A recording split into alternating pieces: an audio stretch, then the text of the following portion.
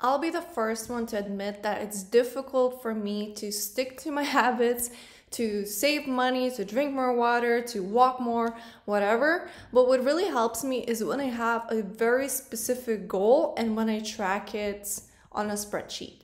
So in this video, I want to share with you how to use a spreadsheet like that. Basically, you just type in your daily habits. So for example, if I want to focus on saving $10 right now, let's say the first time on Wednesday I saved $20, so then I will choose 2, and then my rows will grow to 2 leaves. Now if I save more, I'm gonna grow it even more, and then I will create an actual rows over here. So it's really nice, and I can, I don't have to save 10, I can make it to $1. So for example, if I save 1, let's say I save 1, then I save 2. So we're gonna drag this out and I can do as many goals as I want.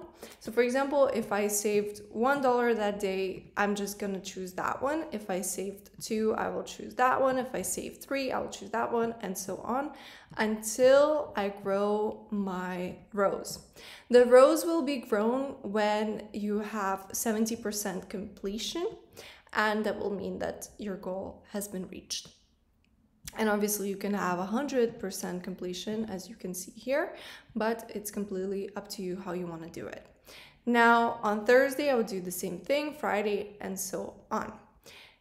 The habits, I completely can choose the ones I want, and then I can also have weekly habits. So let's say if I don't do something every day and I just want to mark it on random days, I can do that, and then I can just notice how many roses I've completed. Or you could just use it in a way where, for example, you're doing something for a certain, you don't want to focus on specific days, you just want to focus on how many you've created, and then you would do it like that. So you would just mark it here how many you did, how many times. And then the same with monthly if you want. Each time you get a rose, it's counted, and then you see the total, and you also see the daily total. So right now I only have 1 rose. If I complete more of my goals, then I will grow to have 2 roses this time. If I want to just track one thing, then I can do that, and then obviously I'll have more roses. Now this part is very important to me personally because it shows the current streak. So for example, currently I've only stayed on track once, so I missed a day. So here, if I track more, I'll have 4 days in a row.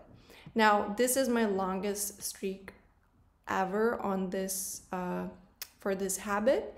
So that means that here I was really good, and then maybe not so good.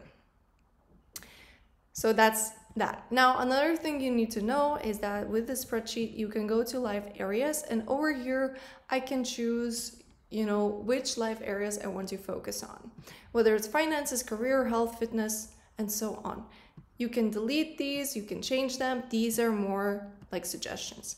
Now all of these areas will be updated in the ideas sheet. Over here you can just choose which one you want, and then I choose, let's say I chose finances, I can choose the same one multiple times, and I could say to save money, for example.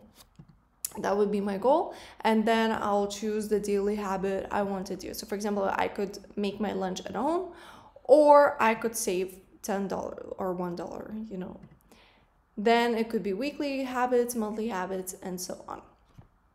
Now the nice part is that I've actually found a lot of thought of a lot of different habits ideas. So for example, for finances and money, you can find what you want. Fun habits ideas, so for example, to find a creative hobby. So if you don't really know what kind of habits you want to form, you can look here for some inspiration. And if you want to delete any of these sheets, you can just click here and click delete, and you can also change the month if you want by clicking here and just typing the month you want. So for example, I can type June, and then these will be updated as well. If you have any questions, just leave them in the comments below, and thank you so much for watching, and see you next time.